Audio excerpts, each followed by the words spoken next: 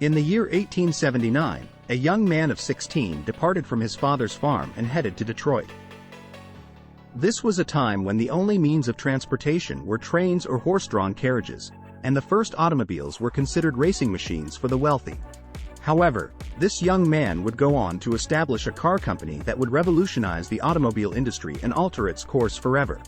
After 35 years of his arrival in Detroit, half of all the cars on the planet were carrying his name.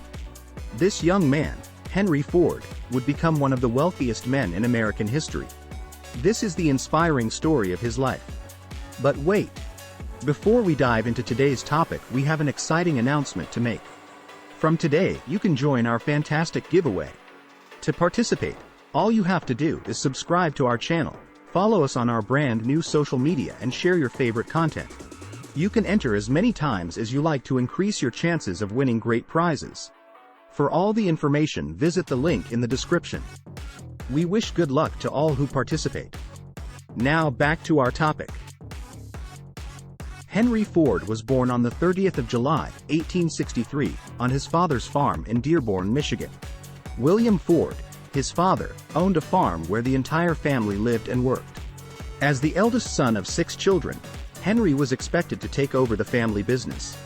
However, he was nothing like his father and had no interest in farming. At that time, farming was a labor-intensive, slow, and challenging occupation. Like many kids his age, Henry disliked going to school and never advanced beyond the 8th grade. Instead, he preferred to learn things on his own terms. From a young age, he became interested in mechanics, and this inquisitiveness led him to study every piece of machinery he came across. At the age of 12, his father gifted him a pocket watch. After playing around with its movements, he learned how to take it apart and reassemble it within minutes. Henry later gained a reputation as a watch repairman and began repairing watches for people in the neighborhood. When Henry was 13, he saw a steam engine for the first time during a school trip to one of Detroit's companies. This experience ignited his passion for mechanics, and for the next few years, he devoted himself to this new hobby. By the age of 15, he had constructed his first steam engine. Sadly, Henry's life took a turn when he lost his mother, Mary Ford, to a sudden illness. Henry and his mother shared a deep bond, and he was closer to her than anyone else on the farm. Devastated by her loss, Henry's loathing for farming intensified. He began looking for a way to escape his situation, as the farm held too many memories of his beloved mother. Against his father's wishes, Henry left the village and set out to seek a new direction in life when he turned 16. In the past, Detroit was rapidly developing as an industrial city thanks to the steam engine, and the city was in great need of young engineers who were searching for work. This is where Henry began his journey of self-reinvention by immersing himself in learning about machines. He secured a job at a streetcar manufacturing company called the Michigan Car Company Works, but unfortunately, he was fired just 6 days after he began. After being unemployed for some time, he found an apprenticeship at James Flower & Brothers Machine Shop, where he earned a meager wage of $2.60 per week. This was not enough to cover his rent, so Henry made good use of his childhood obsession by finding a night job as a jeweler, cleaning and repairing watches for 6 hours a night, 6 days a week, for a weekly salary of $3.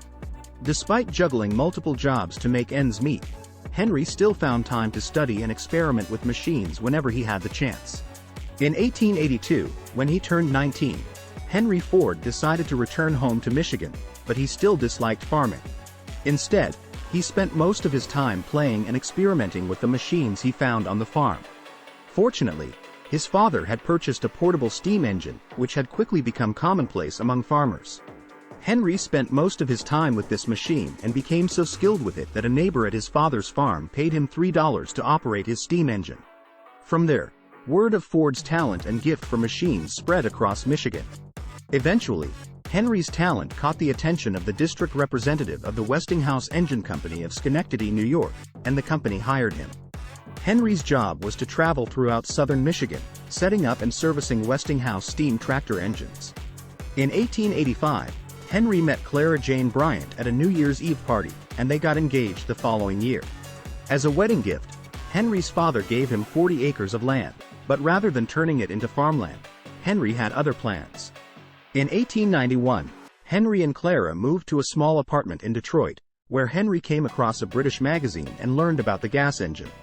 This gas engine, produced in small quantities by a German engineer named Nicholas Otto, was very different and far more efficient than steam engines.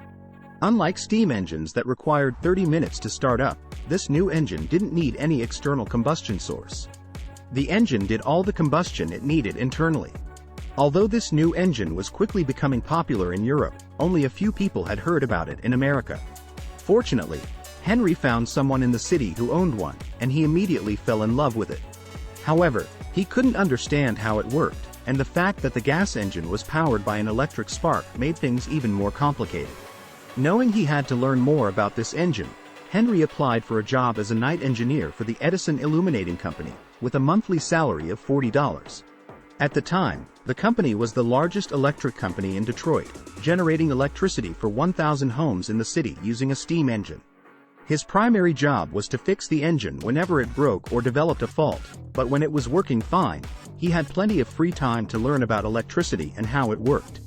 In 1893, Henry and Clara welcomed their first and only child, Edsel Bryant Ford.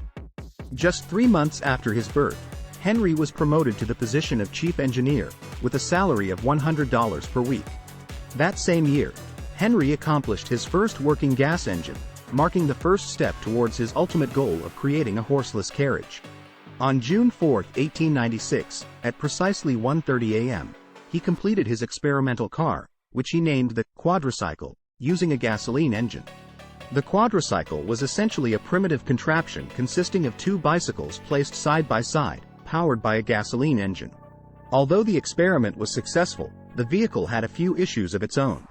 It had 2 gears, neither for going forward nor reversing, and lacked a cooling system, making it prone to overheating after running for a while. Henry made multiple adjustments to the car, including adding a cooling system, and later sold it for $200, using the proceeds for another big project. Henry Ford, with the help of the Detroit mayor, began constructing his second experimental car, which he completed by July 1899. The new vehicle was more robust, larger, and heavier than the previous one. One morning, Henry took a wealthy timber merchant named William Murphy for a test drive in his new car. After the test drive, William expressed interest in joining Henry's business venture.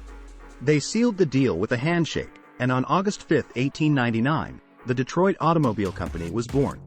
Unfortunately, the company failed just a year later due to several reasons. Henry's ideas for improving the car were not in line with the stakeholders' ideas, who pressured him to make passenger cars. Another reason was that most of the parts required to make his cars were produced by different companies, and as a result, whenever a delivery was delayed, the entire factory had to wait, slowing production by a considerable amount of time. The first car, which he called the delivery wagon, took 6 months to make, and only 20 were produced during the company's first 2-year existence. As a result of all this, Henry was dismissed from his position.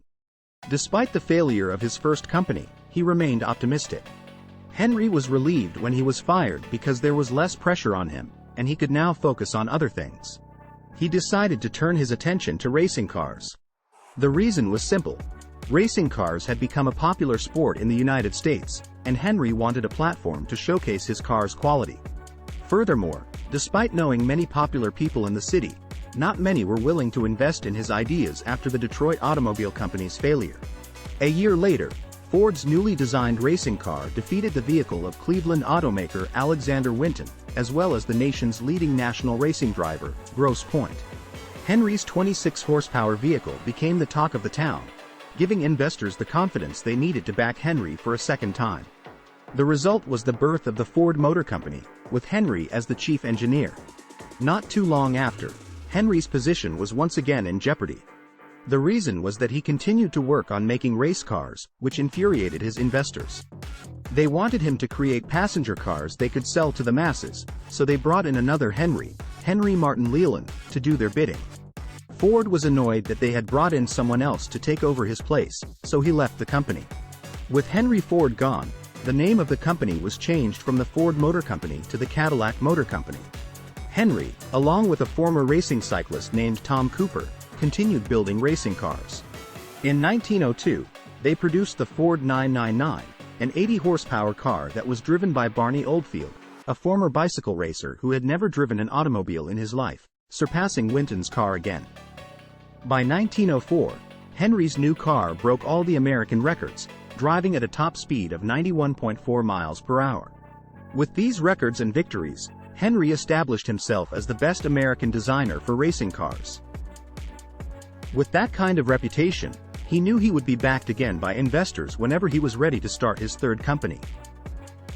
Henry Ford's third attempt at creating a company was supported by 11 investors, including a coal dealer from Detroit named Alexander Young Malcolmson. The initial name of the company was Ford and Malcolmson Limited, but it was later changed to the Ford Motor Company in 1902. Despite failing in his first two attempts, Ford was determined not to fail again. Ford's attention shifted towards creating a vehicle that was affordable for the common man. At that time, owning a car was a luxury only afforded by the wealthy, as cars were made by highly skilled engineers and mostly used for racing. Ford made a statement to his associates and investors at the start of his new company, sold at a price that no man making a good salary would be unable to own one.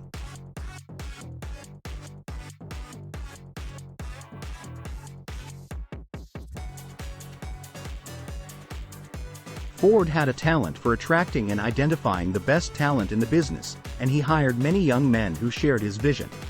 He made over 20 car designs before finally achieving success with the Model A. Over the next 5 years, Ford continued to improve his designs, resulting in the Model N.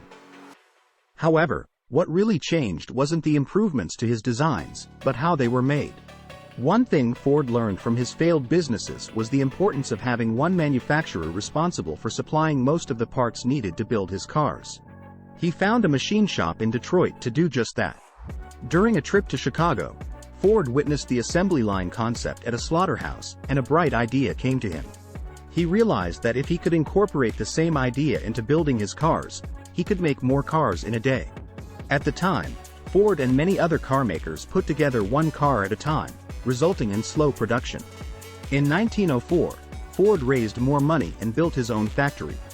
He employed over 300 workers and began experimenting with the assembly line concept inside his new factory. It wasn't until 1906 when the production of the Model N made use of the assembly line, but even then, it was still a work in progress. However, it did increase production by 5 times, and the Model N became the best-selling car in the U.S. Ford built his own manufacturing company in 1905 to start making his own engines, transmissions, and everything else needed for the production of his cars. Around this time, Ford also discovered vanadium steel, which was about 3 times stronger than previous steel and much lighter. He used this new steel for his new model, which later became one of the most successful cars in human history, the Model T. Henry Ford dreamed of making automobiles for the common man and for everyday use, and the Model T was the answer to that dream. When it was first released, the Model T was one of the most expensive cars Ford had ever made, priced at $150, which would be equivalent to around $21,000 in today's currency. Despite its price, it quickly became a fan favorite in the U.S. Within days of its release, 15,000 orders were placed, and the Ford Motor Company soon became the #1 car company in America. Ford's quote, "A business absolutely devoted to service will have only one worry about profits. They will be embarrassingly large," embodies his philosophy of creating a successful business by focusing on serving the common man. The Model T fulfilled Ford's dream of making affordable cars for everyone and ushered in a new era for the automobile industry. Henry came to the realization that he needed to expand his factory in order to produce over 100 Model Ts per day. This occurred in 1910 when he built a new plant in Highland Park, Michigan. After multiple experiments, the assembly line was officially put into use in 1913. This new method allowed the work to come to the workers, rather than the workers moving around the vehicle. The vehicle was then pulled down the line, with each step of the building process being completed along the way. This new process significantly reduced production time from 12 hours to just 90 minutes. By 1914, Ford's production rate of over 300,000 vehicles was greater than all other car manufacturers combined. Between 1910 and 1916, the number of Model Ts being produced skyrocketed from 20,000 to almost 1 million. At that time, half of all cars on the planet were Fords. However, Henry had more ingenious ideas that would set him apart from other automobile makers. Every year, he increased the number of Model Ts produced, while simultaneously decreasing the price of the car. By 1916, the price of the Model T had dropped from $850 to less than $400.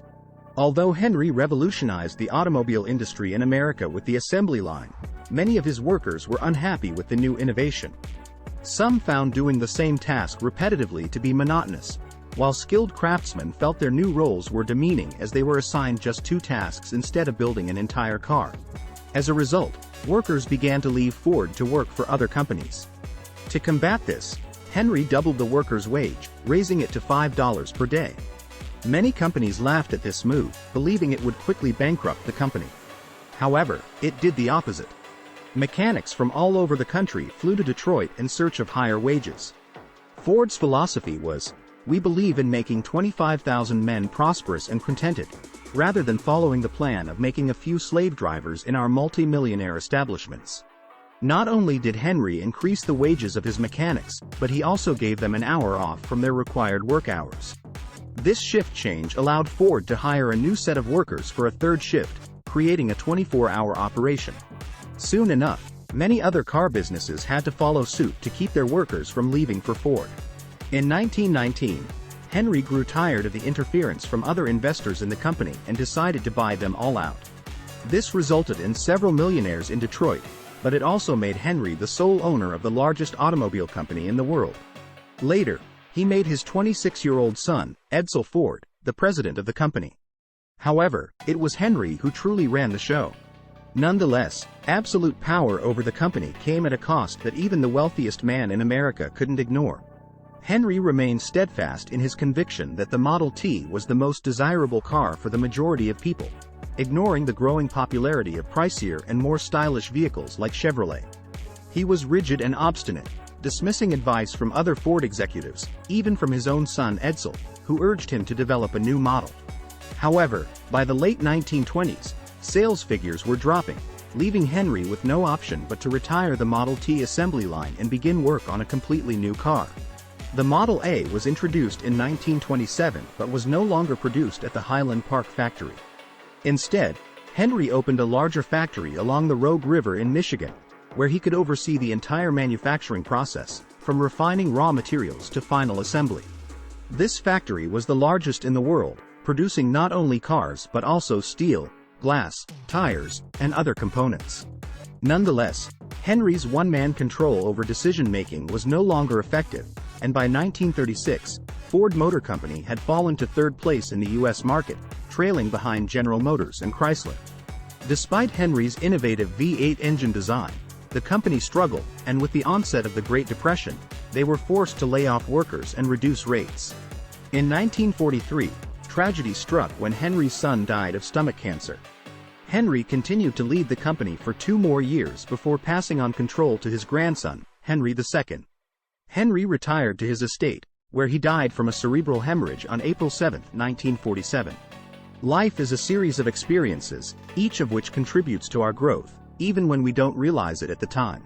Setbacks and grief may seem insurmountable, but they are critical to our journey forward. Today, Ford Motor Company remains one of the world's largest car companies, with a market cap of around $70 billion. Thank you for watching.